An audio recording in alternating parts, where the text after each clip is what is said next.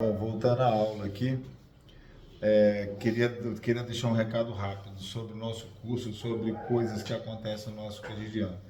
Não é que as pessoas querem o meu mal, mas elas não querem que eu esteja melhor que elas. É verdade.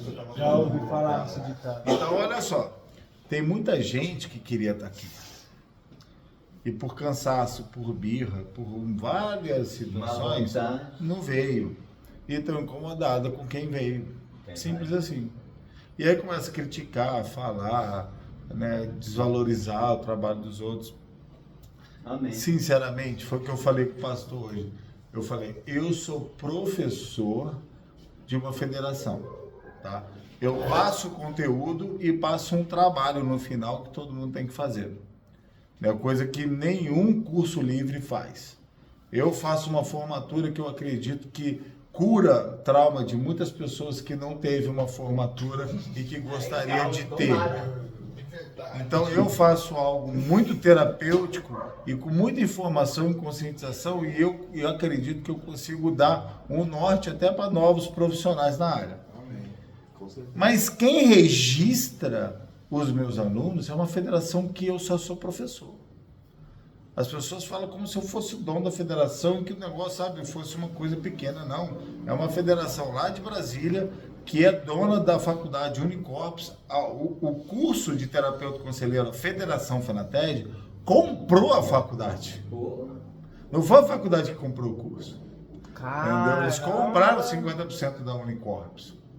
Então eles são dono da Unicorps que registrou os cursos da FENATED como extensão universitária. E hoje em dia tem um monte de curso técnico lá na FENATED. Então, assim, é algo que os caras são super honestos e, sabe, os caras têm algo organizado. No entanto, que eu mostrei para vocês que se entrar no site e botar meu nome, aparece lá minha formação e vai aparecer de vocês. Entendeu? Não é algo que de fundo de quintal, que eu vou te dar um certificado, porque olha só, eu poderia estar fazendo esse curso com, esse material aqui para vocês verem, a apostila, tem alguma coisa que FENATED aqui? Não tem. Não. A FENATED deixa eu usar o material que eu escrevi no curso e eles certificam o meu curso porque eles me conhecem. Entendeu? Mas o meu material é bem parecido com o deles, mas eu acho que eu tenho mais conteúdo. Mas quem registra é eles. E por que eu não pego e não monto a minha federação? Porque é barato montar uma federação, ou então eu não dou aula pelo COMAD. Dou um certificado para vocês do COMAD, que é o Conselho Municipal de Combate às Drogas. Vocês fizeram um curso aqui no COMAD, eu dou um certificado do COMAD, dou uma carteirinha, né, de terapeuta para vocês e vai a mesma coisa, mesma validade. Eu não precisaria dar o dinheirão que eu dou para a federação. Mas por que eu dou? Para ter um registro num site de uma federação que eu sei que não vai acabar amanhã, que não vai fechar amanhã, e é algo bem estruturado. A FENATED é algo muito estruturado. Então eu prefiro que vocês tenham uma CRT e um site que vai provar que vocês fizeram esse curso, que o seu CRT é válido e é registrado pro resto da vida, do que eu fazer um cursinho mequetrefe que te dá um diploma que ninguém vai poder confirmar isso amanhã. É outra coisa, você vai chegar no dono da clínica e vai falar, credibilidade, né? Olha só, eu fiz um curso de terapeuta. Aonde? Na FENATED. Quem foi seu professor? O Eduardo Brandão. Entendeu? O curso não é meu. Eu sou professor do curso. Entendeu? Quem registra vocês é a FENATED. Tá? Só para vocês saberem, porque na hora que falarem alguma coisa, vocês poderem explicar isso. Tá? Porque é uma bobagem. E se perguntarem se a gente conhece a Casa de Barney? Cades Barné. Cades Barné é o nome do meu ministério, tá? Que é tudo que eu escrevo, eu coloco esse nome, porque esse nome é bíblico, e é o meu chamado. Deveria vir alguma coisa fora aqui, escrito na blusa, sei lá, alguma coisa pra gente, né? Qual que é o nome? Cades Barné? Cades Barné, eu tenho...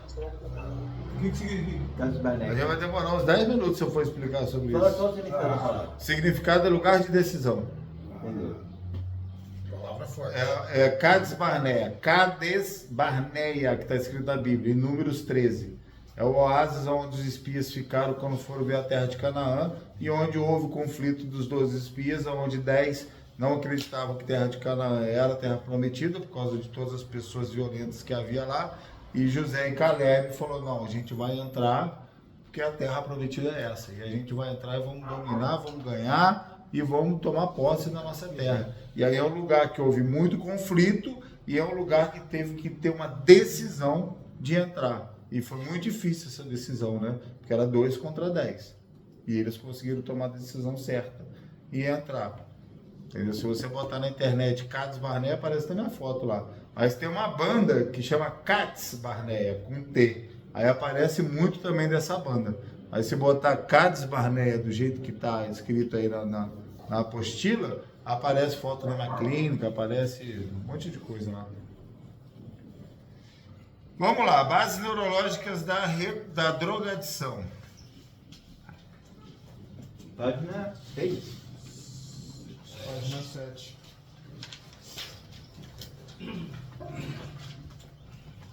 Bom, o entendimento das bases neurológicas da drogadição continua desafiando clínicos e pesquisadores. Então, olha só, para a gente começar esse texto, a gente precisa de entender que tem muita coisa ainda que não é solucionada. Tem muita coisa ainda sobre a neurologia de pós-uso ou os danos causados que ainda não há estudos. Há hipóteses, né?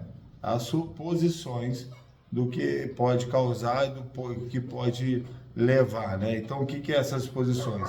A gente percebe que a gente perde a memória com o uso de droga, déficit de atenção, hiperatividade, falta de sono, falta de fome, desregulação motora, principalmente com álcool, né? E as doenças mais graves, que é a esquizofrenia e todas essas doenças mentais. A droga pode me levar também a um infarto, a uma AVC. Né? O AVC é quando estoura uma veiazinha no cérebro. Acidente Entendeu? vascular. cerebral. Coordenadora da clínica que eu era esquizofrênico. Mas a gente tá? A gente é esquizofrênico. Por quê? O que é o esquizofrênico? É uma pessoa que não tem muito senso do que é racional ou irracional, o que é certo, o que é errado, o que eu posso ou não fazer. Né? O esquizofrênico não é assim? Você vê o tio lá? Não sabe. Não sabe o que é certo, o que é errado, a hora que eu posso falar, a hora que eu não posso, a hora... É completamente perdido. E de certa forma a gente não é, quando a gente usa uma substância, passa dias a fio usando a substância, não pensa em ninguém, não cuida de ninguém, não se preocupa com nada. Mesmo. Então, se uma pessoa que não tem filho... E aí o que acontece? Não, até mesmo para você, uma pessoa que passa dias usando droga sem comer, sem se alimentar, sem se cuidar, essa pessoa também não é boa da cabeça. Sim, não é. Não é questão de filho. Não, é questão de cuidados próprios. Eu ia falar outra coisa. Se uma pessoa que não tem filho passa a ter um filho, aí ela começa a falar, não, vou começar a trabalhar, vou começar a fazer outra coisa. Ela é esquizofrênica ou não? Porque ela passa a ter mais cuidado com ela. Não tem nada a ver. Né? Olha só, o dano que é apontado. Se eu sou uma pessoa responsável, cuidadosa, eu fiz todas essas coisas, porém hoje em dia eu tenho a minha vida correta. Não tem problema nenhum. Você tem sim um grau de esquizofrenia, só que você aprendeu a viver com ele. Não quer dizer que você deixou de ter. Olha só, eu tenho um grau de esquizofrenia leve. Por quê? Porque eu entendo que certos atos meus são insanos. Porém, quando eu entro em recuperação e começo a pontuar os meus comportamentos e querer e tomar a decisão em ter um comportamento mais assertivo, não é que eu estou curado, é que eu estou me esforçando a agir diferente como a minha doença manda eu agir. Eu aprendi a base do erro que eu não posso fazer aquilo. Então eu estou opinando em não fazer uma coisa que pessoas normais não fariam. Se você já... Olha só, o que o dependente químico precisa de fazer hoje é o que as pessoas fazem sem precisar de fazer. É ser responsáveis, é não danificar o corpo deles, é cuidar da família, é cuidar das coisas, é viver o problema, viver a felicidade, saber lidar com as emoções, saber até mesmo sofrer, passar pelo luto. Isso tudo uma pessoa normal sabe e a gente não. E aí quando a gente aprende através do erro, né, que eu preciso de começar a tomar essas decisões mais assertivas e mais realistas, né, eu começo a me esforçar a ter esse comportamento. Então não quer dizer que é o meu natural, é através do meu esforço. Mas se eu me esforçar, aí eu tenho a ideia de ter um comportamento melhor. Pratico, vira um hábito, vira um comportamento fixo. E aí eu consigo ter uma vida estabilizada. Regrada. Sim, normal. Em termos. Porque normal a gente não Não pode vai ter. ser. Entendeu? Então talvez qual seja a minha doença? Talvez a minha doença seja uma leve esquizofrenia que me leva a ter atitudes insanas. Se isso for pautado no mundo atual, tá com bastante esquizofrênico, então. Porque Sim, pelo que claro, você vê no noticiário. Por que não? Autista tem um monte. E as pessoas nem sabem. Uma vez eu falei que meu cunhado era autista, a minha ex-mulher e a mãe dele quase me bateram. Aí depois chamaram elas no colégio para falar que ele era autista. Eu falei, bate na diretora agora. Falei que era, pô. Mas não era uma coisa ruim. O menino era bom, educado, estudioso. Ele só tinha um comportamento isolado, muito quieto, sabe? Tinha aquele comportamento de outro mundo. Aí eu identifiquei e a família não. Sim. E acharam ruim ainda quando eu falei. É porque tem muito bagulho de rotular, né? As pessoas vão lá. Então olha só, a questão é, se eu tenho ou não tenho esse problema, eu preciso de identificar algo e fazer algo. O problema é que eu não quero admitir que eu tenho um problema que eu tenho uma adicção, eu não quero admitir que eu tenho uma esquizofrenia, eu quero ser normal, eu quero poder tomar cerveja, eu quero uma cara, é enganação. Aí vive na enganação, aí você vai parar onde? Então, quer dizer, eu como terapeuta, por mais que eu entenda isso tudo, mas eu preciso chamar a pessoa para conscientização. Eu falo assim, queridão, coleguinha, vem cá. Doidinho, tá? Igual eu. E aí, coleguinha? Afinal, nós somos tudo farinha. Você não vê eu falando isso? Somos tudo farinha do mesmo saco. Tudo doidinho, tá? Eu só tô com umas 24 horas na frente. Mas, tudo farinha do mesmo saco. Então, vamos fazer o seguinte, vamos nos aceitar, entendeu? Que a gente é doidinho, vamos tomar nossos goodzinhos, nossos remedinhos, vamos ser felizes. Porque assim, qual é, cara? Vai ficar nessa negação até quando sofrendo, sendo esculachado, tendo uma vida indigna, tendo toda uma situação que não é necessária, porque simplesmente você não quer aceitar que você tem um problema, cara? Ué? Entendeu? Qual que é o problema de aceitar? De aceitar e de se cuidar, de fazer o que é possível para... Entendeu? Porque existe sim essa possibilidade de eu ter isso, e se eu tomar um remédio, e se eu me cuidar, e se eu evitar algumas coisas, eu consigo ter uma vida digna. E por que não? Por que não? Eu passei anos da minha vida querendo, porque queria ter uma vida normal, de poder só tomar minha cerveja e ter uma vida normal. Eu falo à minha mulher, não, eu só quero ter uma vida normal, deixa eu tomar uma cervejinha. Ela vai dar merda. Vai dar merda. Não vai. Por um bom tempo não deu. Até que um dia deu. Bebi demais, briguei com ela.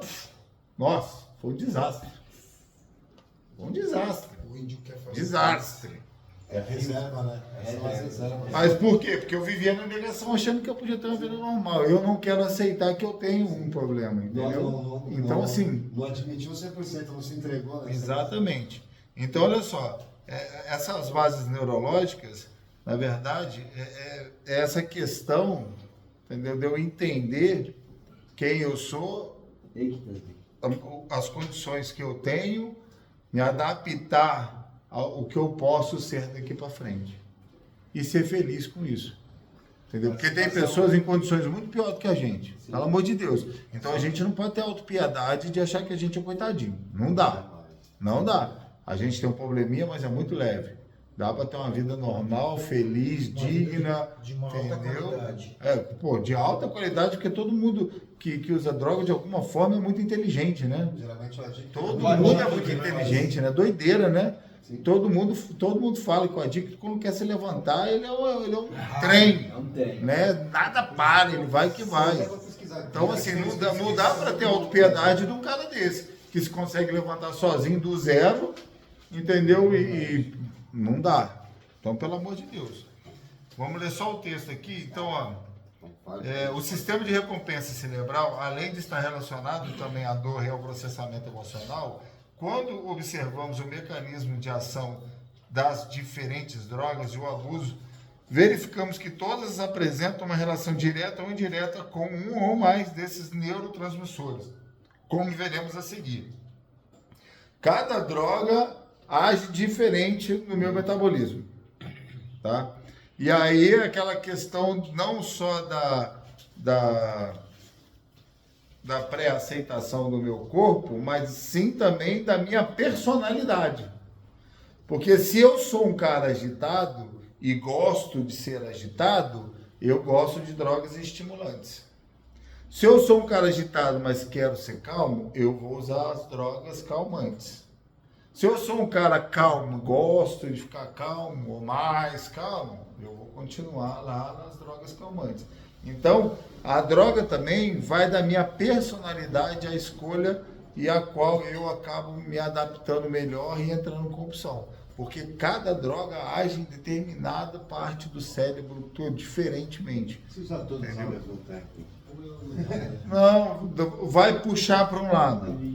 Entendeu? Vai puxar para um lado. Porque Você pode misturar, mas ou você vai ter um efeito calmante ou um efeito, Eu lembro que entendeu, de atividade. Então, eu acordava, fumava um para escovar os dentes, depois já não aparecia, saia na rua, daqui a pouco já queria beber pro bar. Aí daqui a pouco já tava ficando legal, já dava para levantar, e aí fica igual aquele negócio, né? Eu fumo para acalmar e cheiro para levantar. Aí você sabe o que acontece com quem usa droga estimulante e toma remédio? Recai por causa do remédio. Sabe por quê? Porque se você é usuário de drogas estimulantes e aí você começa a tomar remédio, você sai de uma clínica ou então está fazendo acompanhamento no CAPS. Geralmente é CAPS que dá esses problemas, tá? Porque quando você sai da clínica, você já abandona os remédios. Quando você está fazendo pelo CAPS, geralmente quando você está no uso abusivo, compulsivo de droga, eles tentam te derrubar ao ponto de você não conseguir sair para ir buscar droga. E aí você toma Neosine, toma Pliquitil, Obrigado, hein? entendeu? E aí você acorda, toma aquele remédio te dá aquela pancada na cabeça e... Primeira coisa que você pensa, dá um teco. Porque você está se sentindo tão derrubado que você quer usar uma droga para estimular. Ah, mas quem usa droga calmante? A sensação do uso do remédio é tão ruim que eu quero usar algo que me deixe calmo como remédio, mas não com aquela sensação. Então eu busco a maconha. Todo mundo recai usando droga em casa, usando remédio, entendeu? Em redução de danos.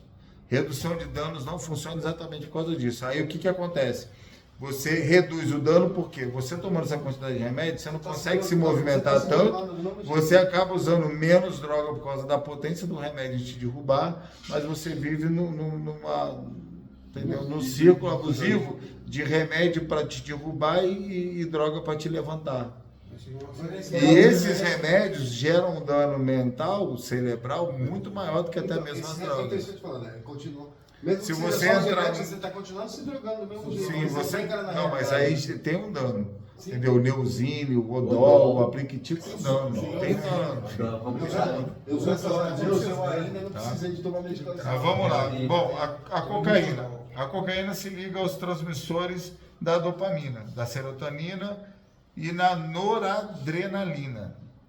Entretanto, os efeitos subjetivos do comportamento da substância são geralmente atribuídos à ação sobre o sistema dopaminérgico. Essa estudo é muito teórico e né, que não dá, a gente vai passar horas decifrando todas essas palavras para vocês não entenderem. Na classificação, Base neurológica, olha só, embaixo. quando a gente chegar na aula da classificação das drogas, a gente vai estudar a potencialidade das drogas, né, o que é Menos ruim, mais ruim. não, o que é calmante, o que é estimulante, entendeu? Que aí dá para explicar muito mais do que aqui, porque aqui são temas, como fala? Técnicos, são coisas técnicas que pra gente as drogas não vai tradicionais. servir. O que seria esse opioide? Opinoides modula a liberação dos neurotransmissores, é remédio. A medicação? É. Não, opinoides, se eu não me engano, Aqui tá opioides. A gente tá opi... Opioide. Neurotransmissores. Opioide. Abaixo do álcool. Opioide. Acetil. Opioide. Liberação do álcool. É o último. Não é igual o ópio e o óxido, não É, sai nada? é. Líquido sem nada? O opinoide é uma tipo THC, entendeu? São parte química de certas drogas que aqui, na verdade, no Brasil, eu acho que nem tem, a não ser, eu não sei se tem Heroína. alguma... Não, isso faz parte da heroína, mas... Heroína não seria opioide, não? Oi? Heroína não seria Então, opioide. mas só que do ópio também é tirado outras drogas, É. que eu não lembro se vem do haxixe, Ah, ópio, se vem... É o Tem nos Estados Unidos chama tar. Baixista eu já provei, mas... Chama tar, é uma borra preta, entendeu? Que se fuma. Aqui, lá nos Estados Unidos chama tar. Aqui eu nunca vi. Eu não sei se aqui é o tal do haxixe, mas vem do ópio, que é o resto da heroína, é terrível de forte também. Parece que você fuma, parece ter um negócio pesado. Bom, olha só, vamos lá. Passando essa parte teórica e técnica das drogas, tem um sistema de recompensa cerebral, né? Tudo é questão de recompensa. Por quê? Quando eu fico... Por que às vezes eu estou bem e do nada me dá vontade de usar? É o sistema de recompensa. Porque talvez eu tenha programado o meu cérebro de quando eu termino uma atividade, eu tenho uma recompensa. Então, a vida inteira, eu trabalho o dia inteiro, no final do dia eu vou para um bar, tomo uma cerveja, depois eu dou um teco. Eu já programo o meu sistema de recompensa. É um método de esforço. E aí depois você quer trabalhar o dia inteiro e não ir mais no bar, você vai sentir falta.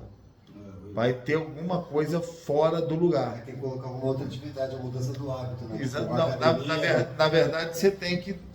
Não, por mais... Não adianta só trocar o hábito. Você tem que esperar o hábito se transformar. Ou então se destituir. Sim.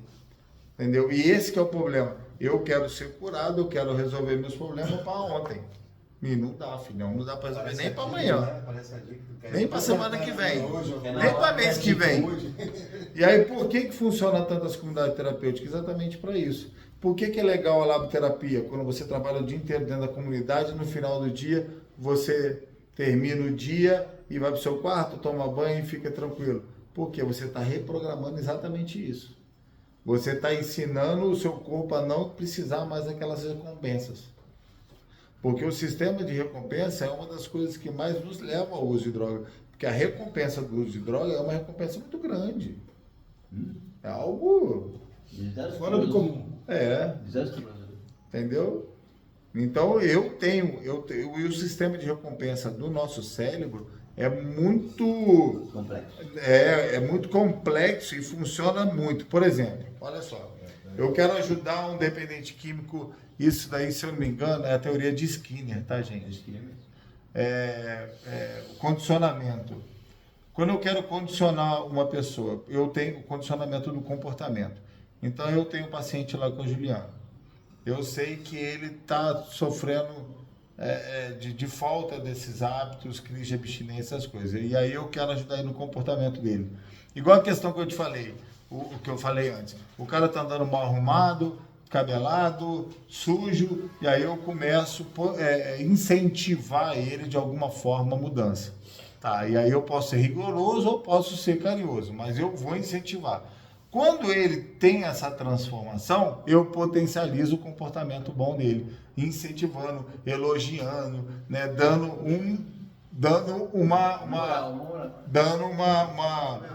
uma recompensa. E aí como é que eu faço? Por exemplo, o rapaz que está lá, que eu estou pegando o pé dele para ele mudar, né, o comportamento, se limpar, pentear o cabelo, melhorar o rosto, aí vamos colocar que amanhã ele venha todo arrumadinho, com o rosto, cabelo penteado. Aí eu elogio e dou um caixão ele para tomar um café comigo. Aí eu automaticamente já estou gerando um sistema de recompensa para quando ele se arruma. Toda vez que ele se arruma, eu dou uma recompensa, elogiando e dando algo que ele gosta. Entendeu? E aí eu ajudo, sem ele perceber, eu ajudo ele a mudar aquele comportamento.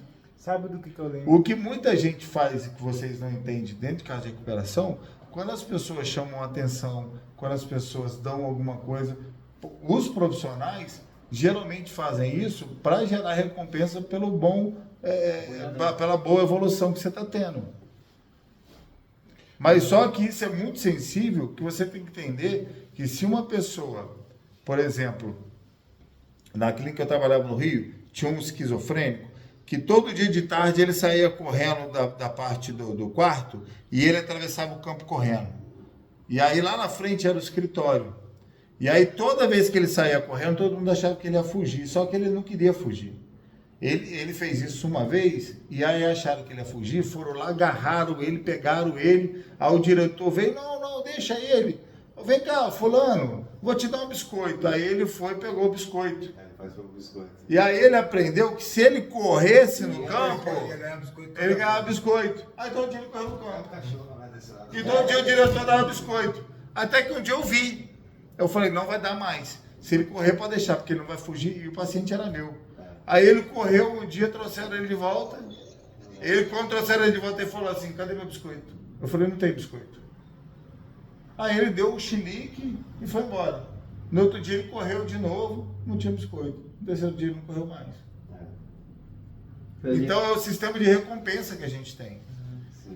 Quando a gente quando a gente chama atenção no comportamento errado, ou quando a gente tenta corrigir coisas que estão acontecendo errado, até mesmo de comportamento, a gente está tentando exatamente reverter esse sistema de recompensa usando situações como recompensa ou coisas como recompensa. Né? Por exemplo, o cara está indo bem, a gente dá uma função para ele. A gente está reforçando o comportamento bom dele. Aí sabe o que a gente faz? O cara está indo péssimo, a gente pega o cara e fala, poxa, ó, vou te dar uma função para você melhorar. É uma recompensa com estímulo para melhorar. Muitas vezes o cara melhora. É todo esse sistema de recompensa que a gente tem na nossa cabeça que a gente pode usar conforme a gente precisar para ajudar os pacientes. Então, terapeuticamente, tudo que a gente faz na clínica, de chamar atenção, de dar as coisas, de elogiar, é isso que a gente está fazendo. A gente está reforçando o comportamento. Tanto bom, tanto ruim. Agora, a gente tem que saber identificar, porque se eu reforço um comportamento ruim igual esse diretor fez, eu crio um monstro. Eu tenho que saber falar não, na hora que eu tenho que falar não. Igual o senhor Eduardo queria o telefone, né? Eu não gosto de falar não para o senhor sem querer. Mas eu queria dar o telefone para ele. Mas se eu dou o telefone, eu potencializo o comportamento errado. Então, infelizmente, eu não posso dar. Eu estou te ajudando a te ensinar a nunca mais fazer aquilo errado. A consequência do meu ato errado não pode ser tirada, porque senão potencializa o ato errado. Se uma pessoa rouba alguma coisa, e aí todo mundo pega, né, dá aquele rebuliço e tal, aí a pessoa vai lá, pô, gente, foi eu que peguei, eu assumo, toma, devolvo. Essa pessoa, ela é merecedora de um mérito enorme, porque ela vai passar por um constrangimento e por um esforço para voltar atrás, né, de um comportamento ruim, que provavelmente ela nunca mais rouba na vida dela.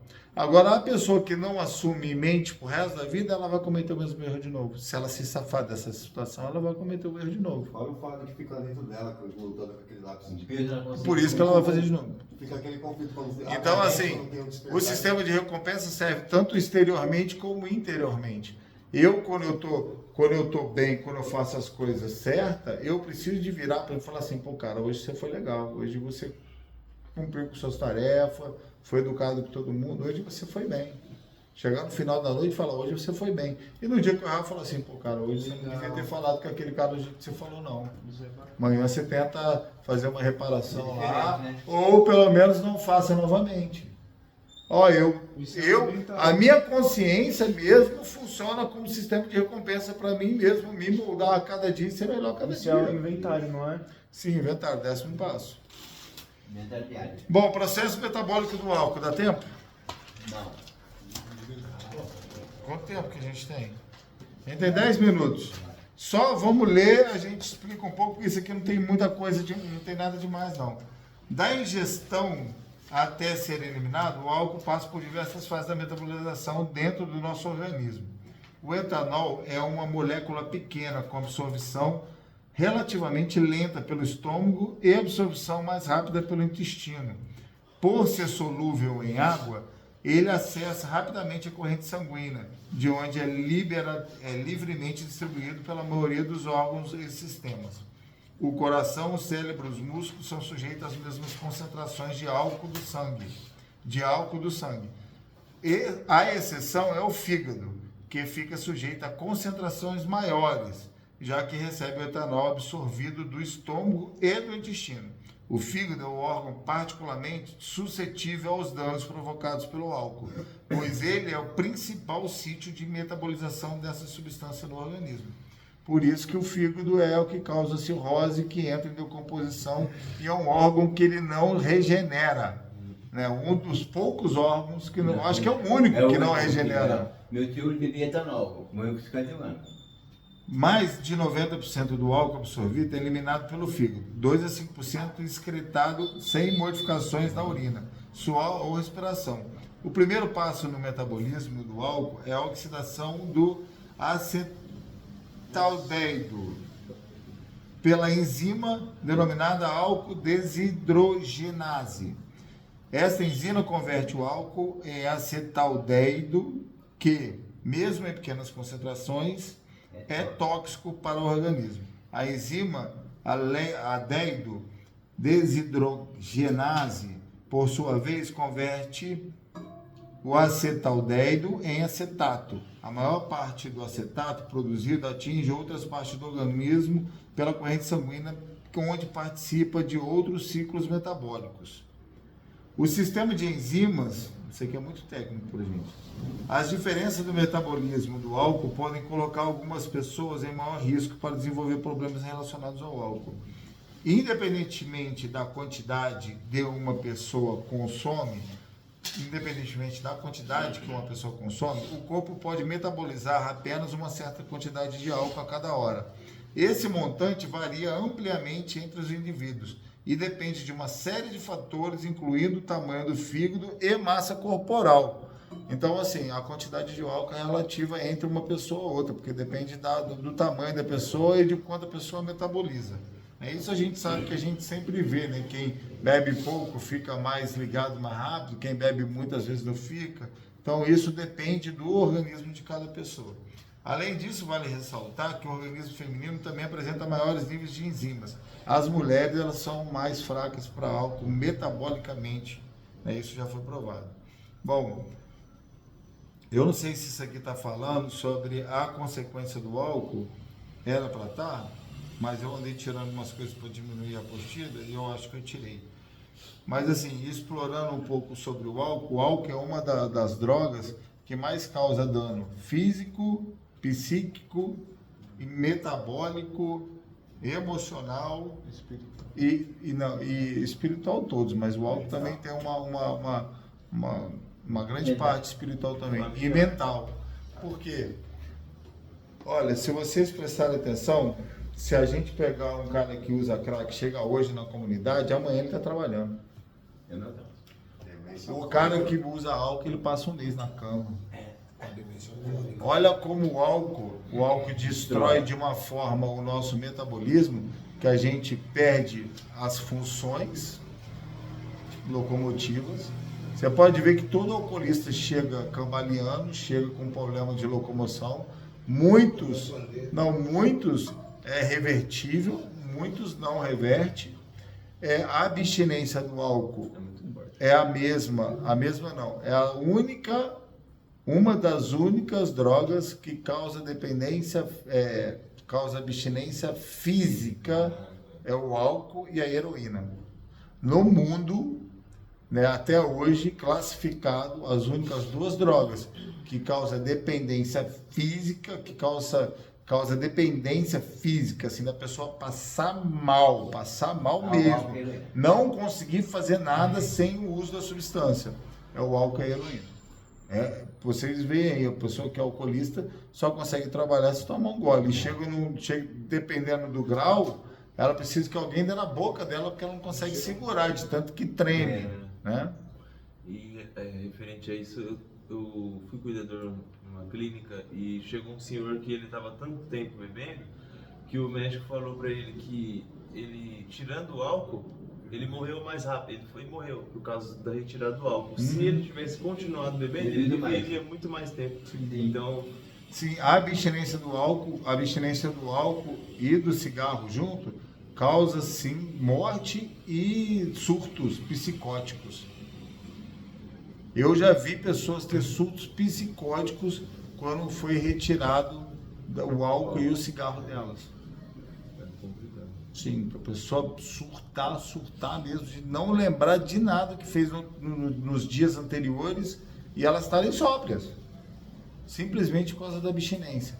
Para você ver o quanto o álcool, a metabolização do álcool é tão grave que a única droga que causa o mesmo dano que ele é a heroína.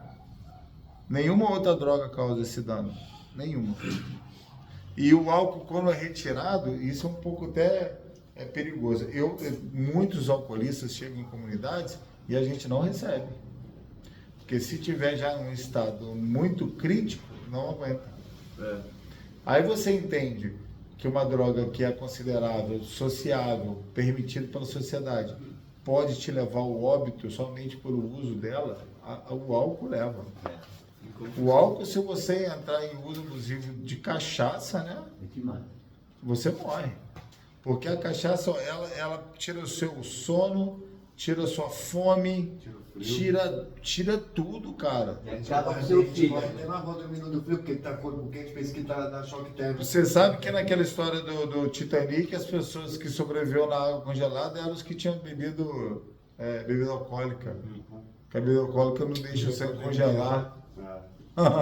Loucura! Não paga nem Covid. Covid não teve uma nada de ruim que teve a Covid.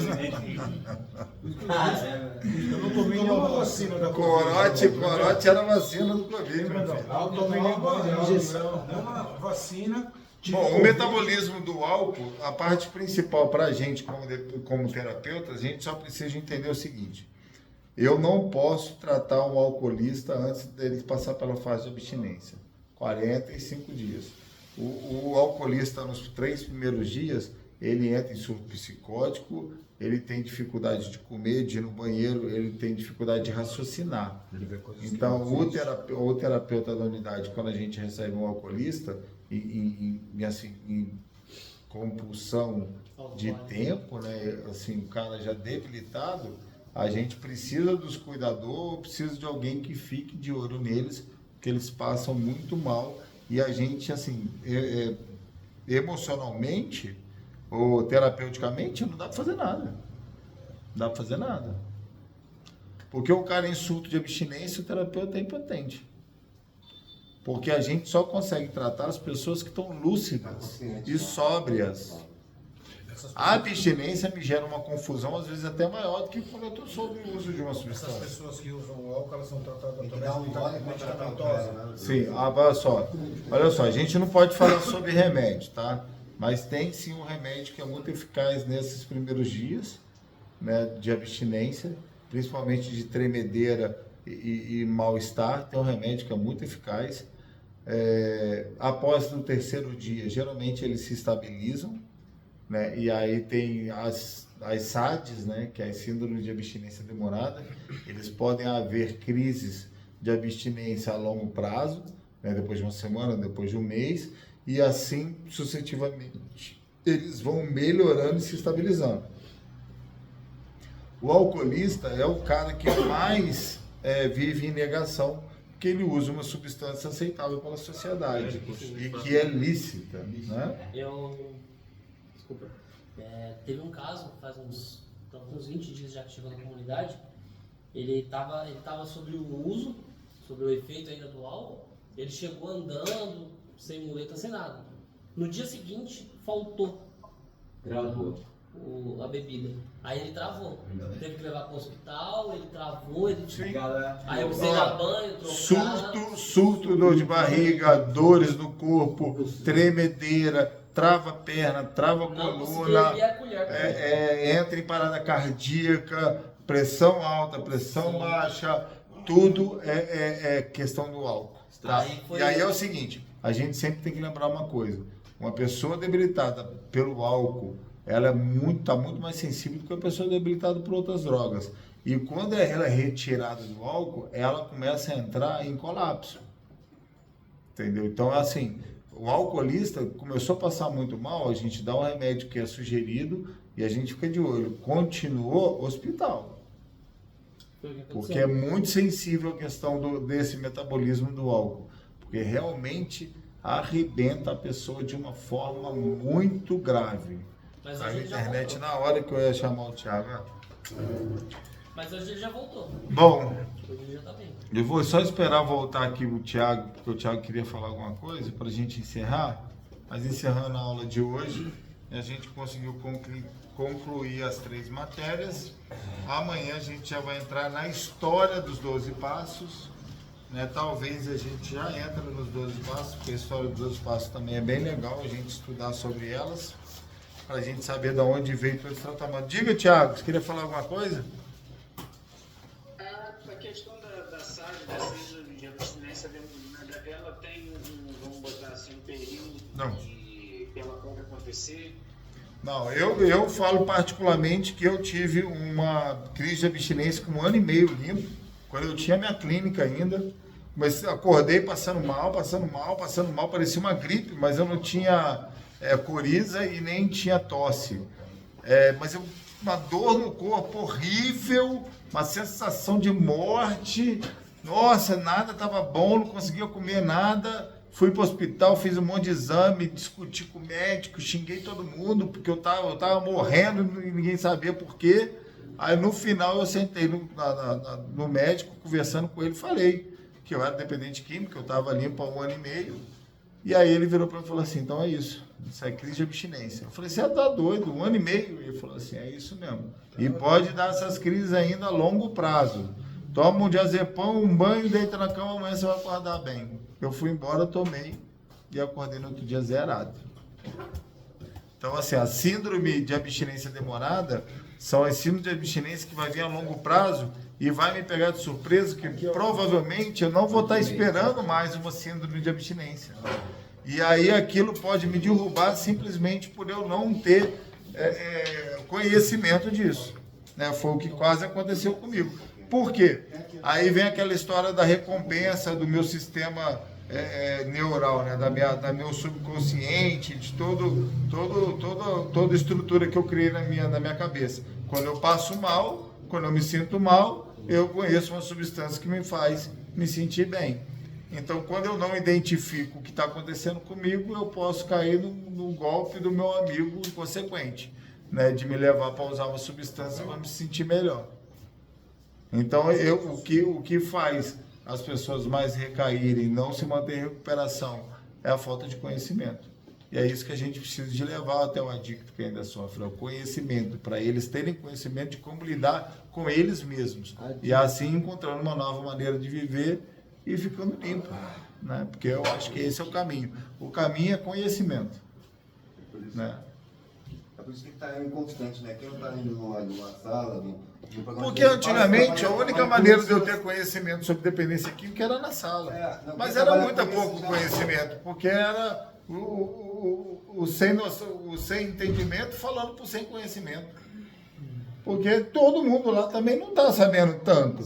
Troca-se experiência. Mas conhecimento sobre prova, sobre experiência, sobre tudo comprovado, né, e com sustentabilidade, não tem.